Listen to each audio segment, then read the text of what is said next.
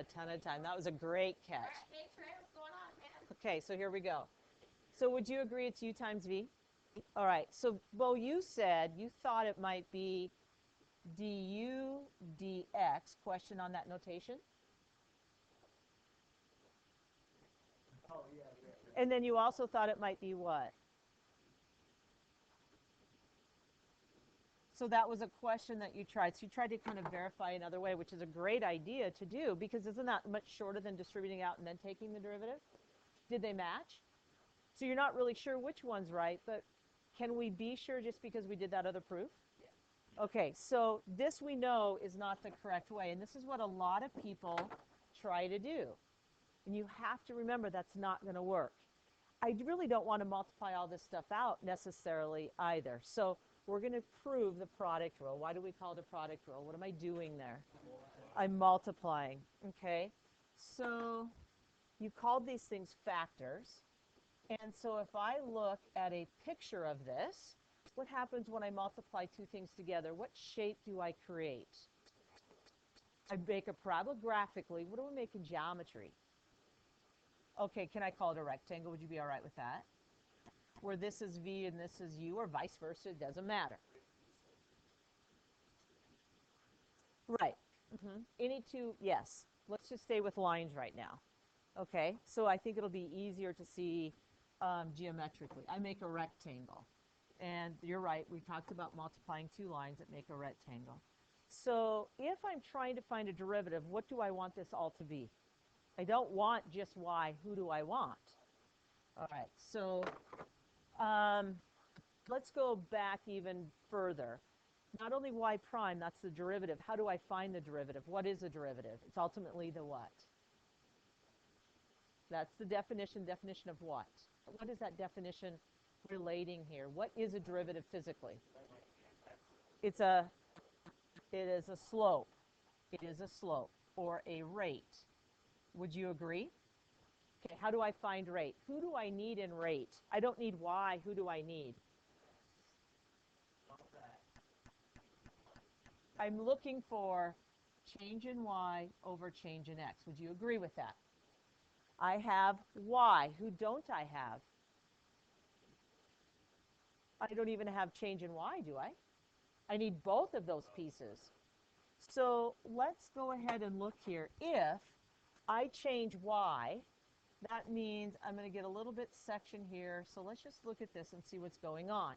If I change y, does that also create a change in u, like an addition on? I'll make y be bigger. Would you agree that's going to change u and who else? Okay. And if I change that, do you see three new pieces of area there? If I make it bigger in both dimensions, I change u sum and I change v sum, I get this resulting increase in area. I'll make them bigger. I could have made them smaller, but we'll make them bigger because it's easier to see. Is everybody okay with that? All right, so when I change y, when I did a change in y, I got three new pieces. And so how big is this piece right here? Because remember, it's area. Well, how big is that? So it is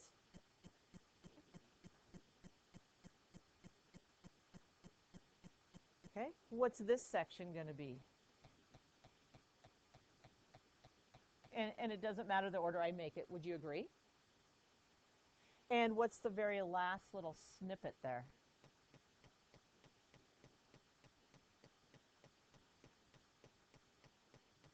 So what are we trying to do here? We're trying to come up with the shortcut rule.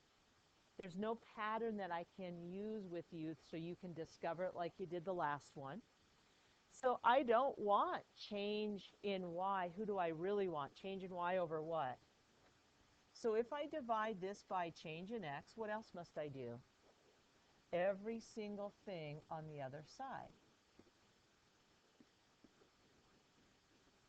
I like to show it each individual term, yes. So now I don't have instantaneous, just so I can see that each one will be divided by delta x. Sometimes if I make a long divide bar, I forget that it's each one of them. Just like when you make that long and divide by h, you got to remember h has to go in every section, every term. Okay, so what have I found right here? What is this equivalent to? What's another name for that? Or average rate of change? Secant or tangent? I'm not interested in secant, so what must I do now? Apply the limit. So let's do that. So I'm going to apply the limit to each of these as delta x heads toward 0. Delta x, again, is just another name for h. Okay, so now I'm going to apply it to each one. That was our limit combination rules from section 1.3. Change in u. I'm just going to try to keep them in the same order just because so you can see that it doesn't matter. Okay, I'm going to apply a limit here as a change in x heads toward 0, and that is of the second term, u delta v over delta x. And then for the last term, the limit as delta x heads toward 0 of change in u, change in v over change in x. So now we have to think about our notation. So you've already described, oh, I don't want to use green, now we're covered up. You already described this. What's another name for that?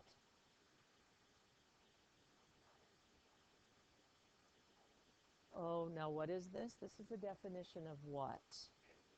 Not just tangent, but the slope of the tangent. What is another name or symbol I can use to stress slope of tangent? What are we finding here? This has a name. My derivative. It also has symbolic notation. What can I say? This, instead of writing delta y, what do we write? dy. Maybe I'll try to squeeze it in here. dy over dx.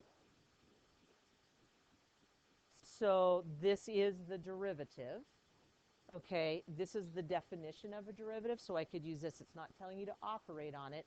If I was to take the limit of this, I would get dy dx. If I was telling you to do something, I would write it d over dx. That would be average rate. dy or d over dx is instantaneous rate. Right? Okay. All right, so let's dissect this. Do I have a derivative hiding in there? If this is dy over dx, this first one is, what do you think I could do with this limit? Do I have another d of something in there? Do I have another derivative in there? du dx, would you agree? Would you agree that that is a derivative? V has no change in it. So v does not have a change in x. It is v. There was no change going on. It was my original length. So this I'm going to rewrite as v because it didn't change. And you told me that was du dx.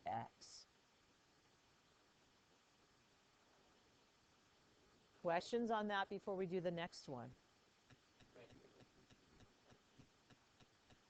Right, it's a multiplier. It's just a function. There's no delta x's in it. So as delta x goes to 0, there's no effect on it. What do you think the next one could be? Do you see something I could kind of work with? And that is going to be u, because it has no change in x in it. And this is going to be dv dx. Okay. What about the next one? Do you see a derivative in there? We could pick two. There's two of them. We could pick one. Pick one. It doesn't matter.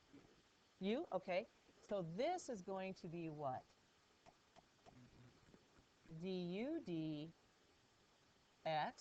but this is saying all the delta x's in delta v are going to go away. So what happens to that? What's that going to be equal to? If delta x makes up delta v, and delta x is all 0, what happens to delta v? It is 0. Because when I changed up here, would you agree v is a function of x's? It's a function, and its variable is x. So if I change it, delta x is changing, and that makes delta v. So changing x makes this change in v. I'm saying this change is going to go to 0, so what's going to happen to that? It's going to go to 0. and 0 times anything is. Now I could have said dv dx times delta u. I could have marked this piece and kept that out. What's this going to go to if delta x is going towards 0? So either piece you pick, that little section will be so small we're not going to count it. So here is the rule. And we'll write it and practice it. Here is the rule.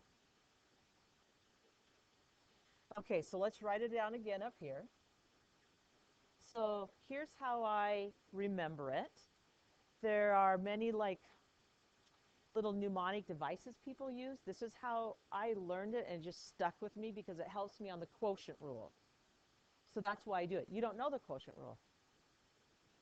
So this is the product rule. I always say the derivative of the first. So I call this factor the first, and I call this one the second. Okay? So this is going to tell me to take, and it's going to be out of order from what I just did down here. It doesn't matter. I'm going to take the derivative of the first times the second. Is that this right here? It's just in a different order, but what property says I can multiply in any order? Commutative. And then I'm going to add to that. What do you think I'm going to add to that? What goes next if you can look at your rule? What does it say? So the derivative of the first times the second plus the first times the derivative of the second. Now, lots of times we get a little, it's not really sloppy, but we start to shortcut even more. Who did I not write there? I can do that. I can put a dx in there, but I don't really have to because I know my variable is in terms of x. So we're going to define over here u and v are a function of x. They might be linear, they might not. This will work for any function u or v when there's a product. So if I wanted to use the shortcut rule on this, let's see if it's any faster. So the derivative of the first, who is my first? Who is my first factor? So this is who? This is going to be u, and this is going to be v. So the rule says the derivative of the first. Any questions on how I knew that was 2x? What's the derivative of the constant 1? 0. Derivative of the first times the second, and then what? Plus the first. And I heard somebody say the derivative of the second. Yes, you can do it, say it that way. Times what?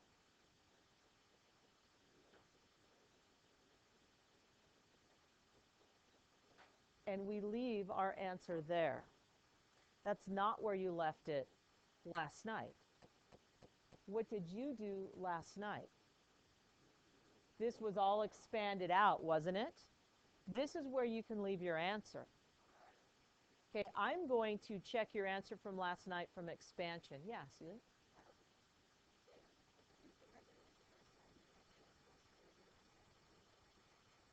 Yes. And that's how I wrote it down below. What I'm trying to do here, why do I flip these things? I know that seems weird. You said, once again, can you say it? You said you take the derivative of the first times the second plus,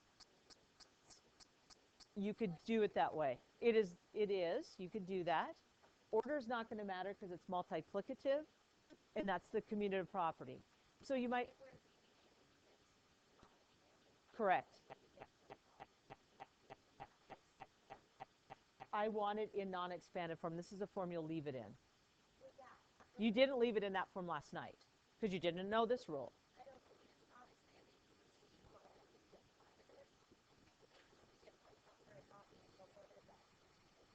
So you could have flipped this order. That's fine. Yeah.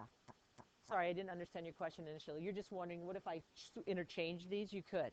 But when you get to the quotient rule, there's another thing that happens in the quotient rule because it's division, that if you, to help yourself kind of remember these rules, because you're not going to have them written down, it's easier for me, and that's just personal, if I say the derivative of the first times the second plus the first times the derivative of the second, because the quotient rule is going to be the derivative of the top times the bottom minus the top times the derivative of the bottom. I keep the top first all the time. I keep the first all the time.